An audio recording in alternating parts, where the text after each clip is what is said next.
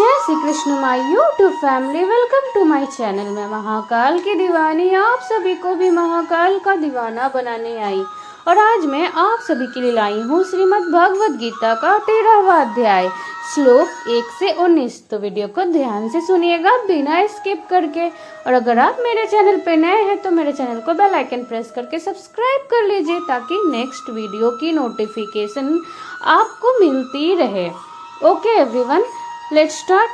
अध्याय 13 क्षेत्र क्षेत्रज्ञ विभाग योग। क्षेत्र क्षेत्रज्ञ का विषय। अर्जुन उवाच 1 प्रकृतं पुरुषं चैव क्षेत्रं क्षेत्रज्ञमेव च एतद्वेदितुमिच्छामि ज्ञानं ज्ञेयं च केशव। इसका अर्थ है, अर्जुन ने पूछा, हे केशव, मैं आपसे प्रकृति एवं पुरुष, क्षेत्र एवं क्षेत्रज्ञ और ज्ञान एवं ज्ञान के लक्ष्य के विषय में जानना चाहता हूँ। श्री भगवान उवाच 2 इंदम शरीरम कौन्तेय क्षेत्र मित्यभिधीयते एतद्धो वेति तम प्राहुं क्षेत्रज्ञ इति तद्विदः। इसका अर्थ है, श्री भगवान ने कहा, हे कुंती पुत्र, यह शरीर ही क्षेत्र कर्म क्षेत्र कहलाता है और जो इस क्षेत्र को जानने वाला है वह क्षेत्रज्ञ आत्मा कहलाता है। ऐसा तत्व रूप से जानने वाले महापुरुषों द्वारा कहा गया है।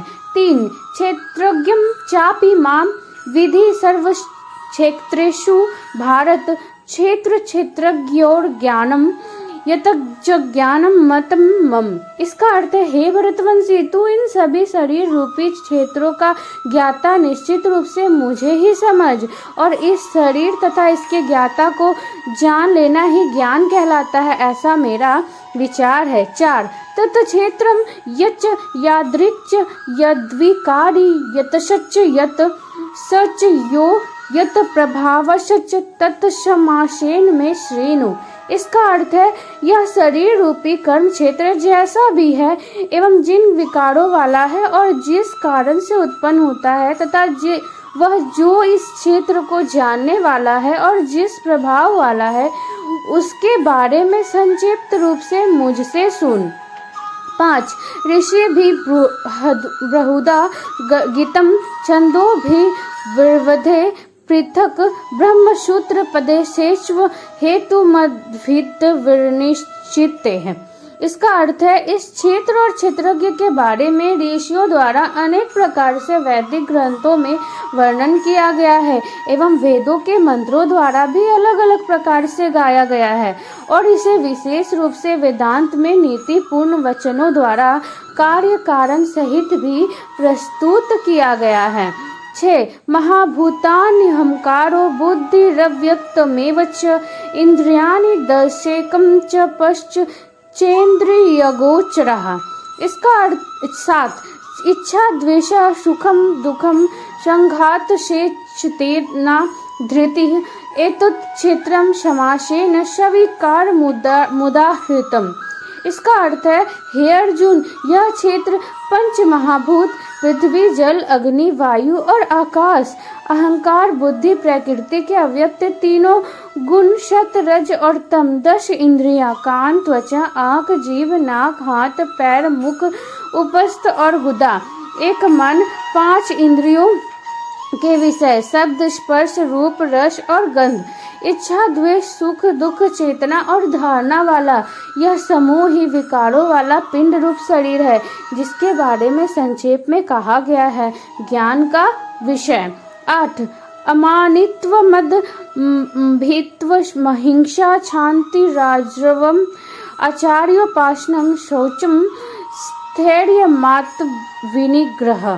इसका अर्थ है, विनिम्रता मान अपमान के भाव का ना होना, दंभहीनता कर्तापन के भाव का ना होना, अहिंसा किसी को भी कष्ट नहीं पहुंचाने का भाव, क्षमाशीलता सभी अपराधों के लिए क्षमा करने का भाव, सरलता सत्य को न छिपाने का भाव, पवित्रता मन और शरीर से शुद्ध रहने का भाव, गुरु भक्ति श्रद्धा सहित गुरु की सेवा करने का भाव, दृढ़ता, संकल्प में स्थिर रहने का भाव और आत्मसंयम, इंद्रियों को वश में रखने का भाव।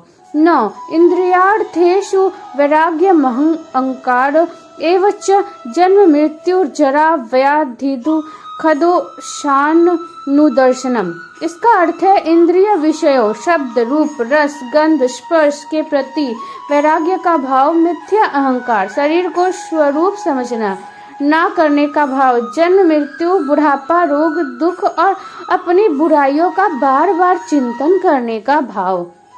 10 असक्ति रणाभिष्वगम पुत्र दारगृहदिषु नित्यं च समचित्तत्वमिष्टिनिष्टोपपतिषु।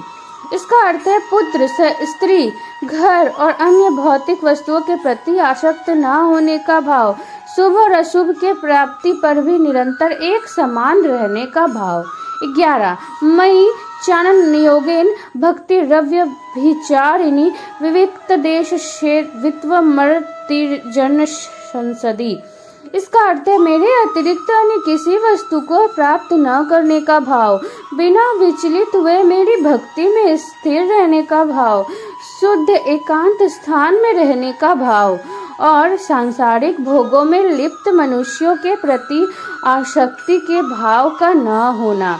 12 अध्यात्म ज्ञान नियत्वम तत्व ज्ञानार्थ दर्शनम एतज्ज ज्ञानमिति प्रोक्तम ज्ञानम यद्यतोऽन्यथा। इसका अर्थ है निरंतर आत्म स्वरूप में स्थित रहने का भाव और तत्व स्वरूप परमात्मा से साक्षात्कार करने का भाव। यह सब तो मेरे द्वारा ज्ञान कहा गया है और इनके अतिरिक्त जो भी है वह अज्ञान है। क्षेत्रज्ञ का ज्ञान, ज्ञेयं यदत्व प्रक्ष्यामि यज्ञात्वमृत श्रुते अनादिमतरं ब्रह्म न सत्तानशदुच्यते। इसका अर्थ है हे अर्जुन, जो जानने योग्य है अब मैं उसके विषय में बतलाऊंगा, जिसे जानकर मृत्यु को प्राप्त होने वाला मनुष्य अमृत तत्व को प्राप्त होता है, जिसका जन्म कभी नहीं होता है, जो कि मेरे अधीन रहने वाला है, वह ना तो कर्ता है और ना ही कारण है, उसे परम ब्रह्म परमात्मा कहा जाता है। 14 सर्वतः पाणिपादं तत्सर्वतोक्षिरोमुखं सर्वतः श्रुतिमल्लोके सर्वमावृत्य तिष्ठति। इसका अर्थ है वह परमात्मा सभी ओर से हाथ पांव वाला है, वह सभी ओर से आंखें, सिर तथा मुख वाला है, वह सभी ओर सुनने वाला है और वही संसार में सभी वस्तुओं में व्याप्त होकर स्थित है। 15 सर्वेन्द्रिय यगुणाभासं सर्वेन्द्रिय विवर्जितम् अशक्तं सर्वभृच्चैव निर्गुणं गुणभोक्तृ च। इसका अर्थ है वह परमात्मा समस्त इंद्रियों का मूल स्रोत है, फिर भी वह सभी इंद्रियों से परे स्थित रहता है, वह सभी का पालन करता होते हुए भी अनासक्त भाव में स्थित रहता है और वही प्रकृति के गुणों सत रज तम से परे स्थित होकर भी समस्त गुणों का भोगता है। 16 बहिरनश्च भूतानामचरं चरमेव च सूक्ष्मत्वात् तत्दिव्यं दूरस्थं चान्तिके च तत्। इसका अर्थ है वह परमात्मा चर अचर सभी प्राणियों के अंदर और बाहर भी स्थित है, उसे अति सूक्ष्म होने के कारण इंद्रियों के द्वारा नहीं जाना जा सकता है, वह अत्यंत दूर स्थित होने पर भी सभी प्राणियों के अत्यंत पास भी वही स्थित है। 17 अविभक्तं च भूतेषु विभक्तमिव च स्थितं भूतभृत् च तच्चेज्ञं ग्रसिष्णु प्रभविष्णु च। इसका अर्थ है वह परमात्मा सभी प्राणियों में अलग अलग स्थित होते हुए भी एक रूप में ही स्थित रहता है, यद्यपि वही समस्त प्राणियों को ब्रह्मा रूप से उत्पन्न करने वाला है, विष्णु रूप से पालन करने वाला है और रुद्र रूप से संहार करने वाला है।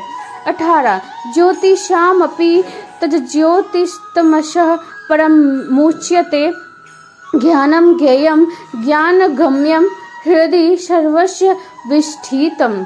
इसका अर्थ है वह परमात्मा सभी प्रकाशित होने वाली वस्तुओं के प्रकाश का मूल स्रोत होते हुए भी अंधकार से परे स्थित रहता है। वही ज्ञान स्वरूप आत्मा है, वही जानने योग्य परमात्मा है, वही ज्ञान स्वरूप आत्मा द्वारा प्राप्त करने वाला लक्ष्य है और वही सभी के हृदय में विशेष रूप से स्थित रहता है। 19 इति क्षेत्रम तथा ज्ञानम ज्ञेयम चोक्तम समासतः मद्भक्त एतद्विज्ञाय मद्भायोपधते। इसका अर्थ है इस प्रकार कर्म क्षेत्र शरीर, ज्ञान स्वरूप आत्मा और जानने योग्य परमात्मा के स्वरूप का संक्षेप में वर्णन किया गया है। मेरे भक्त ही यह सब जानकर मेरे स्वभाव को प्राप्त होते हैं। ओके एवरीवन, खुश रहिए, मस्त रहिए और अपने अपने लाइफ में व्यस्त रहिए। और हाँ, मेरे चैनल को लाइक शेयर कमेंट्स करना ना भूलें। Thank you.